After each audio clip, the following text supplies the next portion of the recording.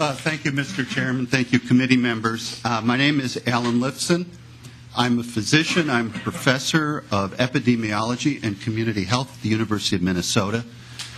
Now, through my work through the past 30 years on AIDS and other public health problems, including at the Minnesota Department of Health, including at the Centers Disease for Control, I've seen how policies guided by evidence as to what works can turn around an epidemic, preventing disability and death.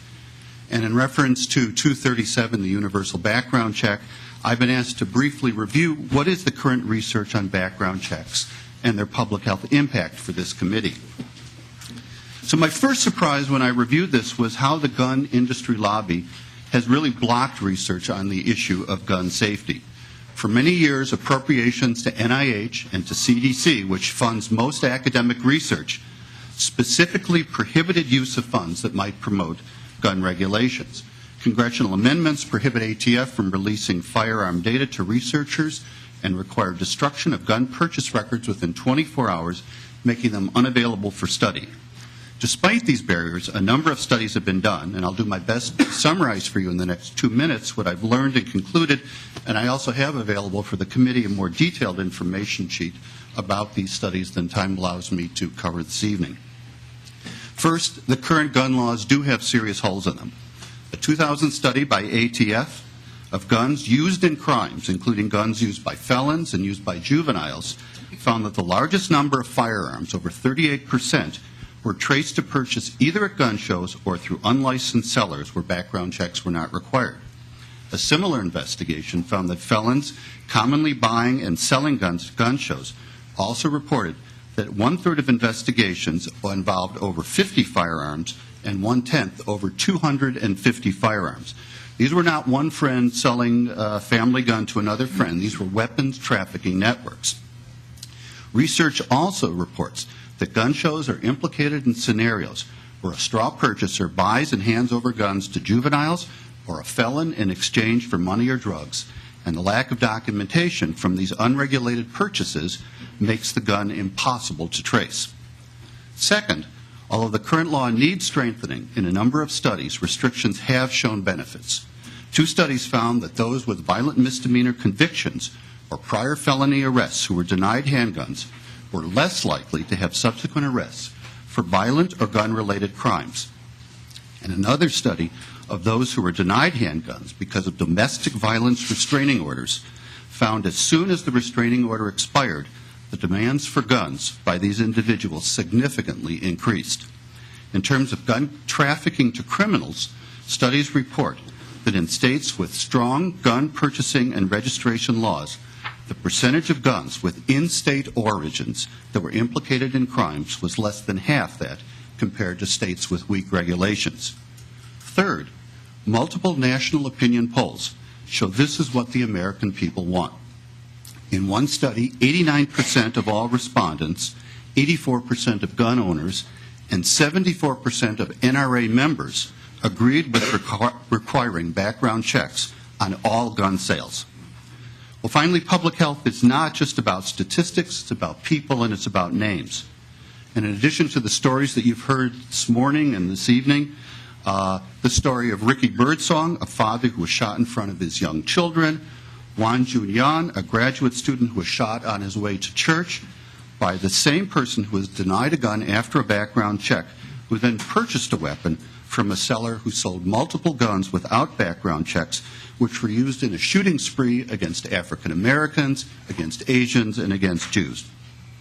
So in conclusion, as a public health physician and as a proud citizen of Minnesota, I believe that both the scientific evidence and these human stories compel us to implement policies such as universal background checks to make our citizens as safe and healthy as possible. Thank you. Thank you for your testimony, Mr. Lifson. I don't see any questions, so thank you. The next testifier is Daryl Young.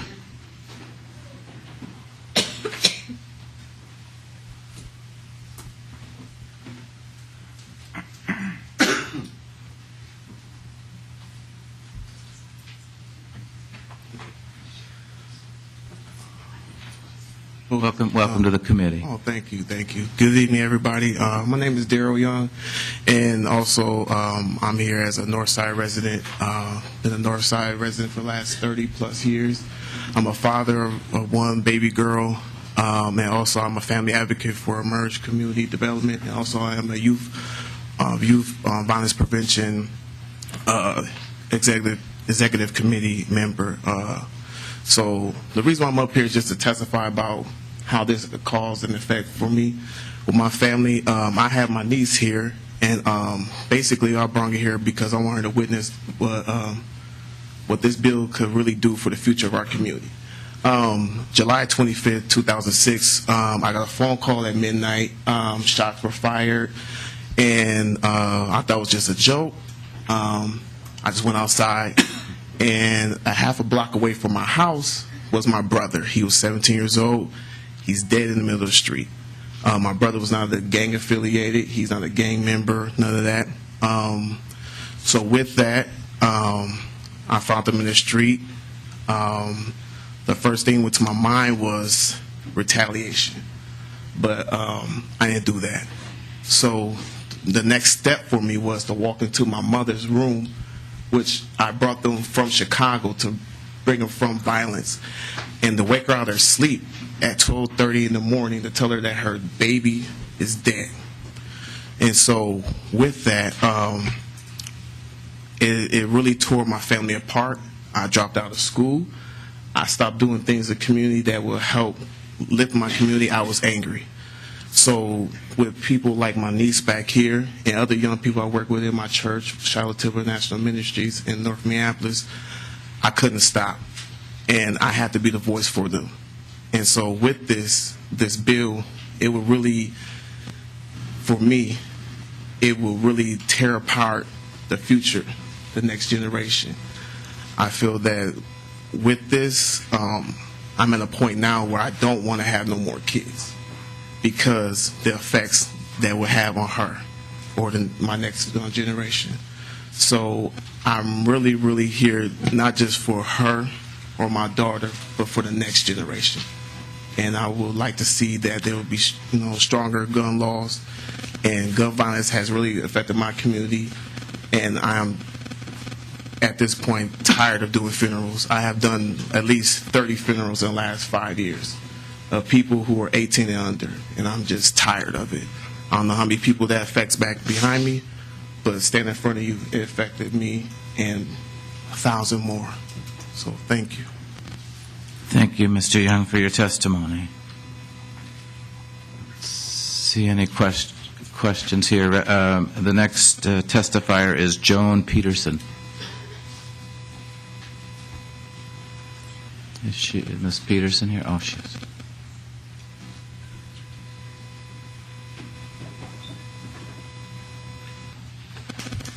Mr. Chair, members of the committee.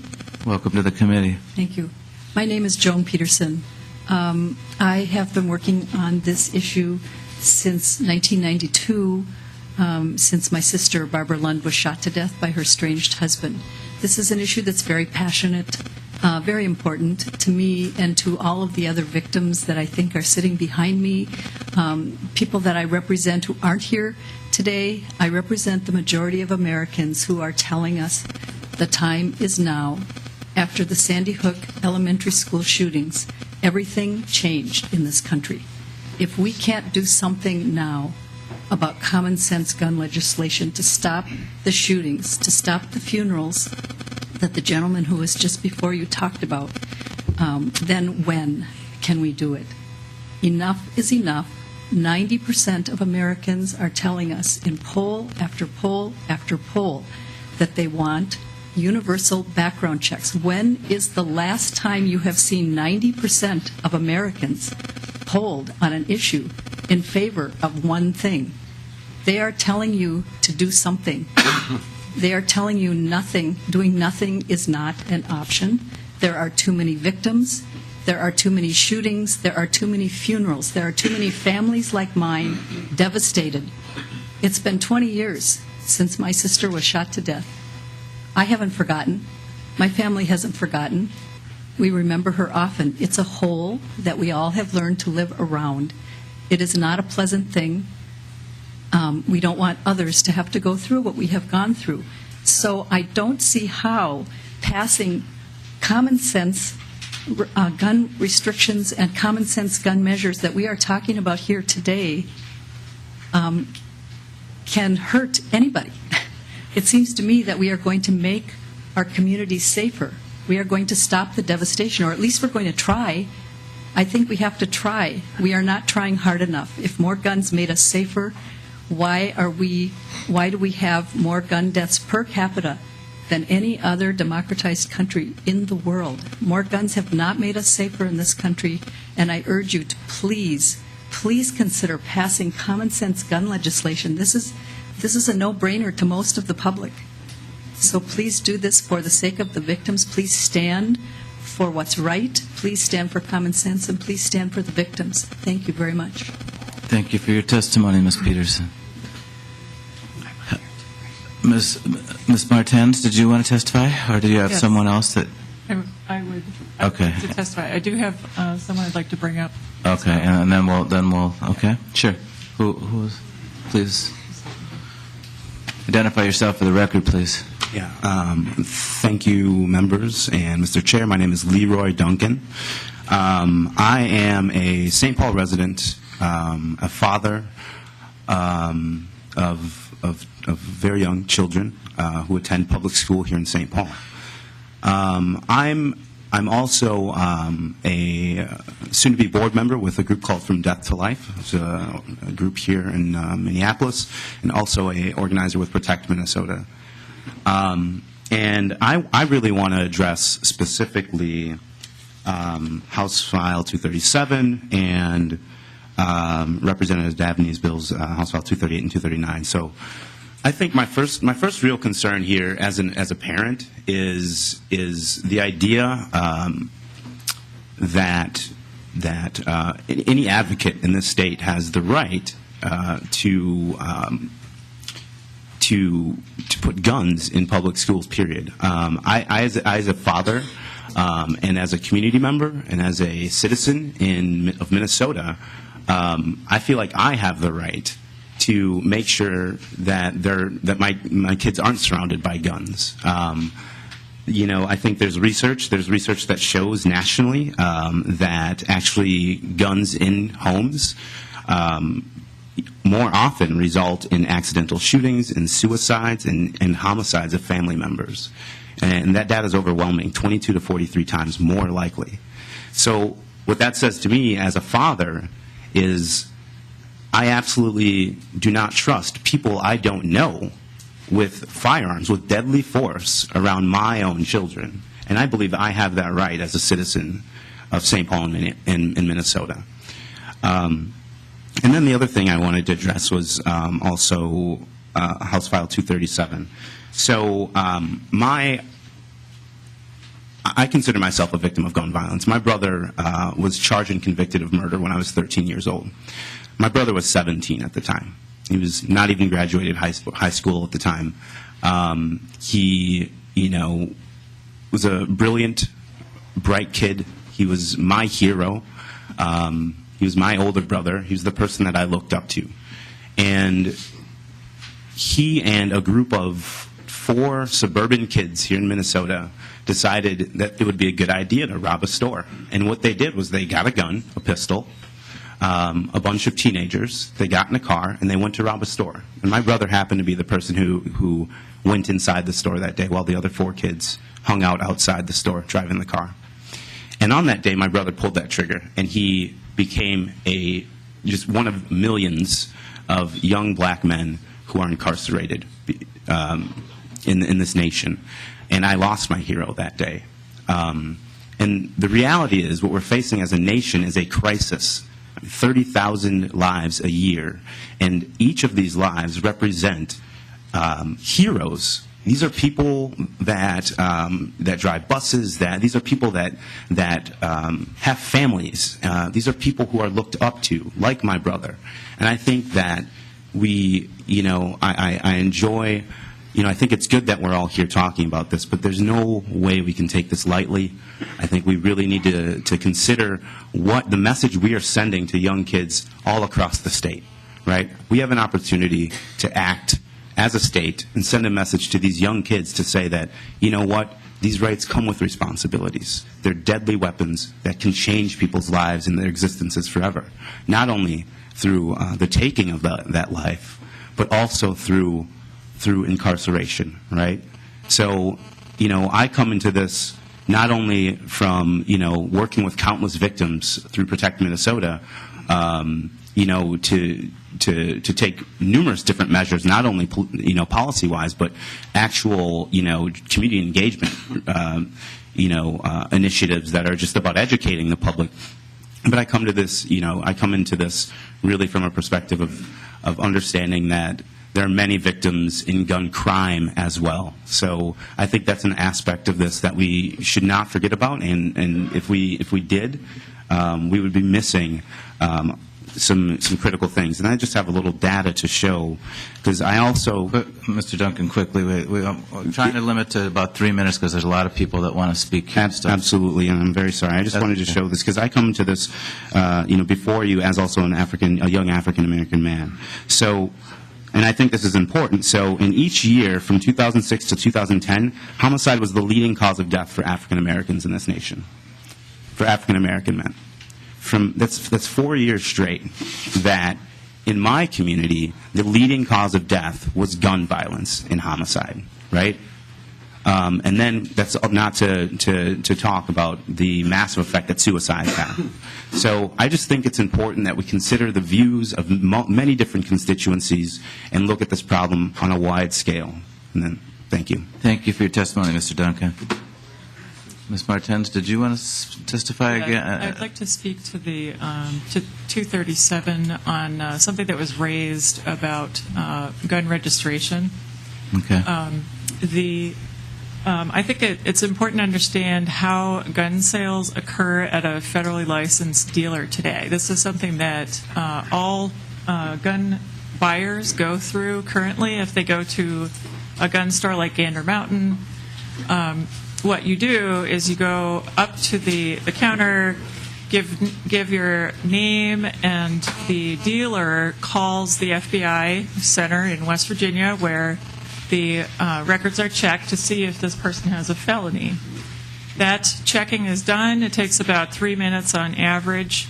And what happens is that transaction is assigned a number, which is retained only by the federally licensed dealer.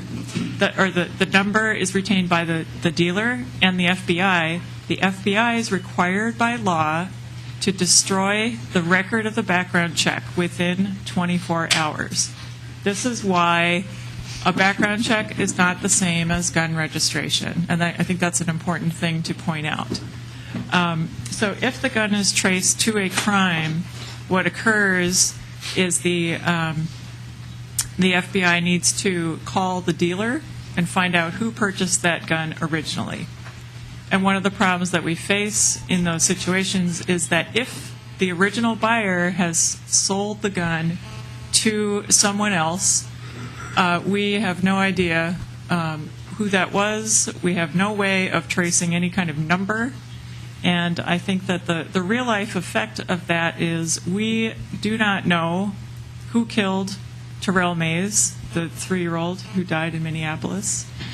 And 40% of murders in the United States are unsolved. Those having someone taken from you in a violent way is incredibly devastating. To have someone taken from you and to have no justice, you have no idea who did that, that is even more devastating.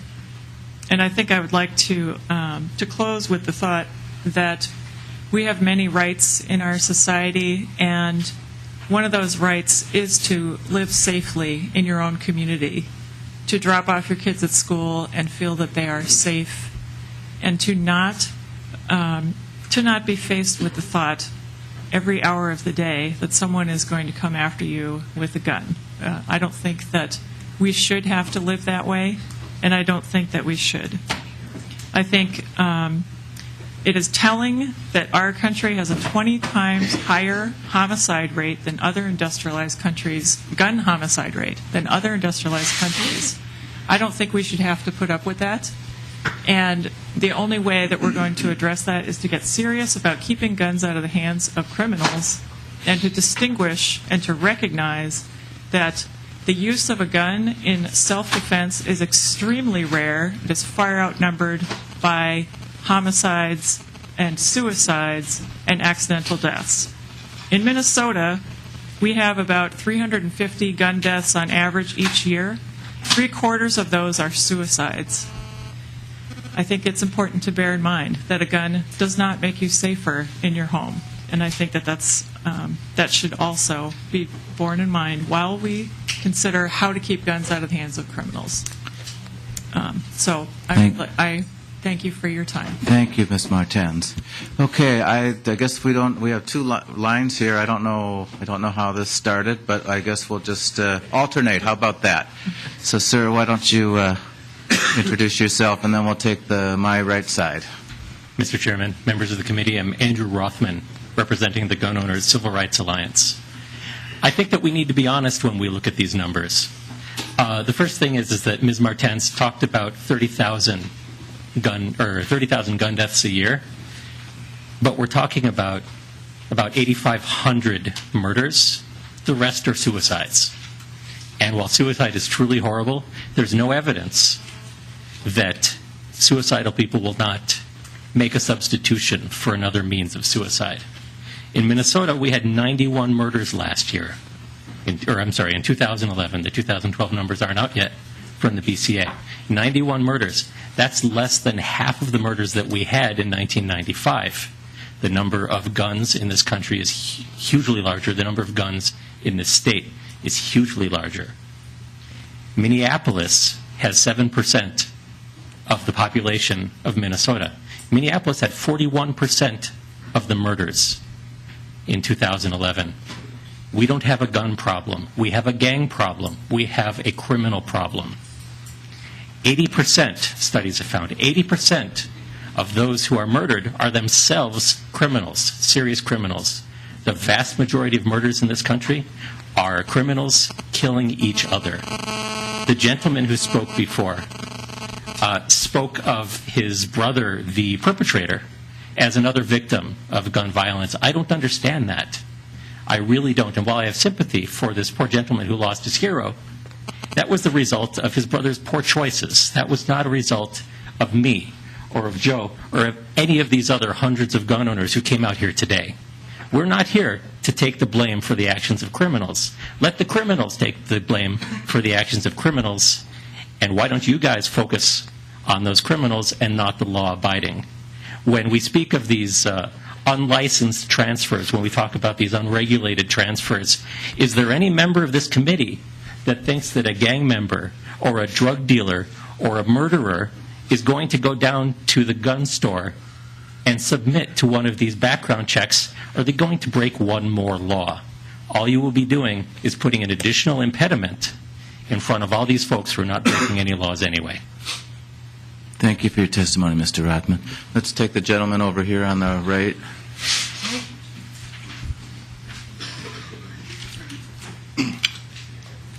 Hello. Welcome to the committee. If you could please state your name for the record. My name is Chad Nelson.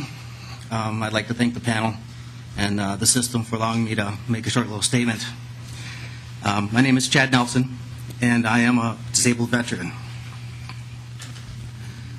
Please don't make me choose between my civil rights